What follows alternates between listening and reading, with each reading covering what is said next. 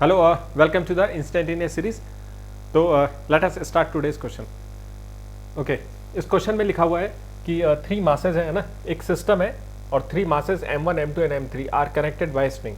तीनों मास जो है एक स्ट्रिंग से कनेक्टेड है, तो इसीलिए इसको सिस्टम कहा गया है, क्योंकि ये साथ ही चलेगा। जैसे ही जितना ये नीचे जाएगा इनको भी चलना पड़ेगा, है ना, इसलिए इसको एक सिस्टम बोला गया है कि एक सिस्टम है जिसमें तीनों मासेस कनेक्टेड है और इनका एक्सेलरेशन सेम रहेगा, क्योंकि जितना ये चलेगा इनको भी चलना पड़ेगा, है ना, तो पूरे सिस्टम का एक्सेलरेशन सेम रहेगा। ओके, और आपको दे रखा है कि ये दोनों मासेस तो रफ टेबल पे हैं, तो इसका जो कोफिशिएंट ऑफ फ्रिक्शन है वो आपको दे रखा है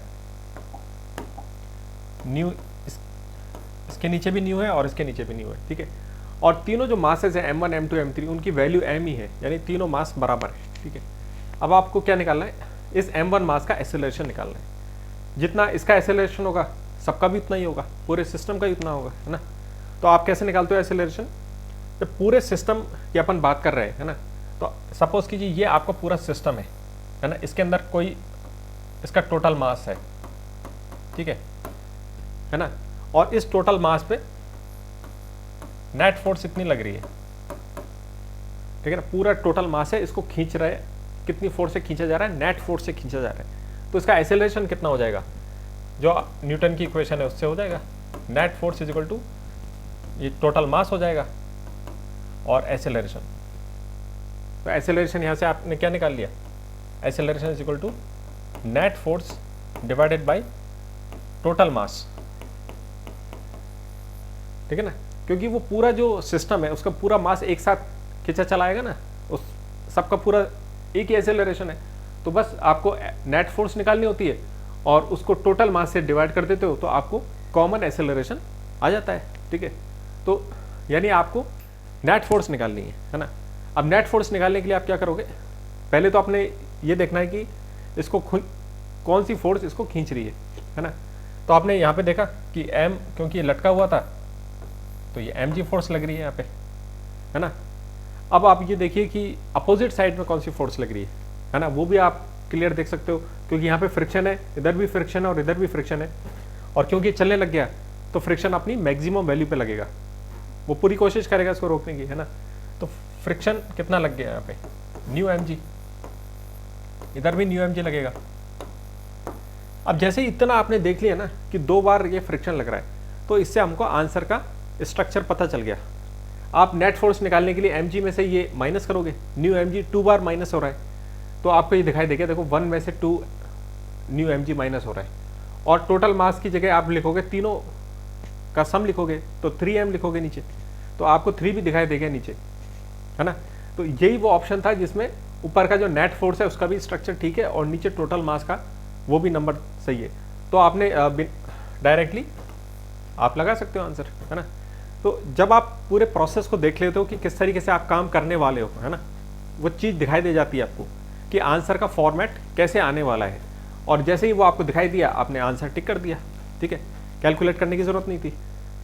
वैसे अपन कैलकुलेट मैं करके दिखा देता हूँ, है ना। नेट फोर्स कैसे निकाली आपने, mg फोर्स नीचे लग रही थी और इसमें से कितनी माइनस हो रही है, 2 न्यू mg माइनस हो रहा है, डिवाइडेड बाय टोटल मास कर दोगे आप 3m, है ना। ये सब लिखने की जरूरत ही नहीं थी, जैसे ही आपको ये पता चला कि 2 न्यू mg इधर लग रहे हैं, आपने देखा कि इसमें से ये माइनस होगा और नीचे टोटल मास 3m है, तो 3 नंबर देख लिया और आंसर टिक कर दिया, ठीक है। सो इस तरीके से आप उनको करना है ना। जब आप प्रैक्टिस करते हो तो आपको वो प्रोसेस पता चलने लग जाता है कि आप क्या करने वाले हो, और वो पैटर्न दिखाई देने लग जाता है, तो इसलिए कहते हैं कि प्रैक्टिस से आपको आपकी स्पीड बढ़ जाती है, ठीक है। ओके, दूसरा क्वेश्चन करते हैं। ओके, इस क्वेश्चन में आपको क्या दे रखा है कि ये जो ब्लॉक है ना, इसके ब्लॉक के और ये जो टेबल है इसके बीच में आपको कोफिशिएंट ऑफ स्टैटिक फ्रिक्शन दे रखा है न्यू एस, है ना। तो न्यू एस की वैल्यू आपको दे रखी है 0.2, तो यहाँ पे जो कोफिशिएंट ऑफ स्टैटिक फ्रिक्शन है वो आपको दे रखा है 0.2, ठीक है। और अब आपसे पूछा गया है कि what would be the maximum mass value of block B so that the 2 blocks do not move. इस जो बी ब्लॉक है इसका कितना ज़्यादा मैक्सिमम मास हो सकता है कि ये सिस्टम मूव ना करे, है ना, स्टिल रहे। तो अपने को क्या करना है, इसको रोकना है बेसिकली, है ना। तो आप क्या करोगे, पहले तो आपने देखा कि एक तरफ कितनी फोर्स लग रही है और दूसरी तरफ कितनी फोर्स लग रही है, उसको रोकने वाली फोर्स कितनी है। अगर इन दोनों को बराबर कर दीजिए तो रुक जाएगा सिस्टम, है ना। तो यहाँ पे बी का अपन को मास पता नहीं था तो आपने लिख दिया mg, ठीक है, ओके। अब जैसे ही इधर स्लाइड होगा तो उधर फ्रिक्शन लगेगा, तो फ्रिक्शन की फोर्स अपोजिट डायरेक्शन में लगेगी। अगर ये फ्रिक्शन इसके बराबर हो जाता है तो ये सिस्टम रुक जाएगा, तो आपने लिख दिया friction is equal to mg, ठीक है। अब फ्रिक्शन की वैल्यू 0 से, आपको पता है कि 0 से न्यू एन के बीच में होती है ना। ये फ्रिक्शन की मैक्सिमम वैल्यू होती है न्यू एन। तो अगर अपने को मास को ज़्यादा से ज़्यादा करना है तो फ्रिक्शन की वैल्यू को भी अपन को ज़्यादा से ज़्यादा करना चाहिए, है ना, ओके। और इससे ज़्यादा हो नहीं सकता मास, क्योंकि इससे ज़्यादा अगर मास हुआ तो फिर फ्रिक्शन उसको नहीं रोक पाएगा, क्योंकि इसकी मैक्सिमम कैपेसिटी न्यू एन है रोकने की। तो यहाँ ये अपन को निर्धारित करती है कि कितना ज़्यादा से ज़्यादा मास हो सकता है। इसकी मैक्सिमम कैपेसिटी रोकने की न्यू एन है, तो न्यू एन के बराबर ही ये होना चाहिए। तो आपने लिख दिया न्यू एन, है ना, ये mg के बराबर आपने लिख दिया।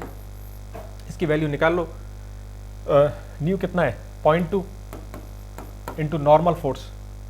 नॉर्मल फोर्स ये सरफेस कितना दे रही है इसको, जितना ये नॉर्मल फोर्स की वैल्यू आप कैसे कैलकुलेट करते हो, सरफेस पे जितना प्रेशर पड़ रहा है उतना ही वो सरफेस उसको रोकने के लिए उतनी नॉर्मल फोर्स लगाती है। तो इस सरफेस के ऊपर कितना प्रेशर पड़ रहा है, mg से ये प्रेस कर रहा है इसको, है ना, तो उतनी सरफेस नॉर्मल फोर्स लगाएगी इसको रोकने के लिए। तो नॉर्मल की वैल्यू हो गई आपकी mg। यहाँ पे मास कितना था 2 kg, तो 2 इंटू जी 10 होता है तो 20 हो गया। तो इसको आप कैलकुलेट कर लो, 0.2 इंटू 20 4 आ गया ना, पॉइंट से 0 सेट हो जाएगा, है ना।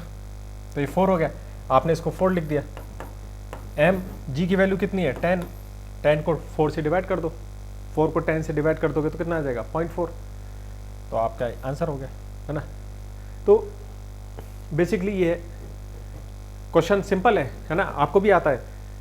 अब आपको बस करना क्या है, आपने जो भी प्रोसेसिंग आप करते हो उसकी अगर आप प्रैक्टिस कर लोगे, जैसे एक बार आप किसी क्वेश्चन को सॉल्व करते हो तो उसको दोबारा करना चाहिए। जब आप सेकंड टाइम उसको करते हो तो आपकी स्पीड नेचुरल बढ़ जाएगी, है ना।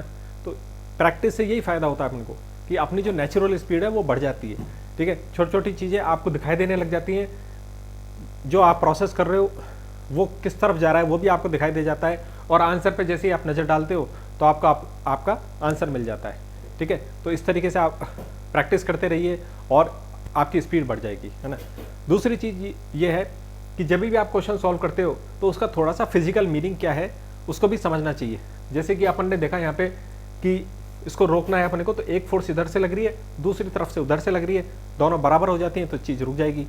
फिर अपन ने ये देखा कि जो फ्रिक्शन की मैक्सिमम वैल्यू है उससे ज़्यादा इसको नहीं होना चाहिए, अदरवाइज़ ये रुकेगा नहीं फिर, है ना। तो इस तरीके से कुछ बातें करनी चाहिए, अपने आप से बातें करनी चाहिए आपको फिजिक्स के बारे में, प्रॉब्लम के बारे में कुछ ना कुछ कहना चाहिए आपको। तो इससे जो फिजिकल मीनिंग है उसका समझ में आएगा, फिजिक्स की अंडरस्टैंडिंग अच्छी होती जाएगी, और प्रैक्टिस से आपका ये जो इक्वेशन को लॉन्च करना, कितनी जल्दी आप उसको लॉन्च करते हो, कितनी जल्दी प्रोसेसिंग कर पाते हो, ये सारी चीज़ें बहुत स्पीड से होने लगेंगी, है ना। So thank you for today and enjoy problem solving, okay.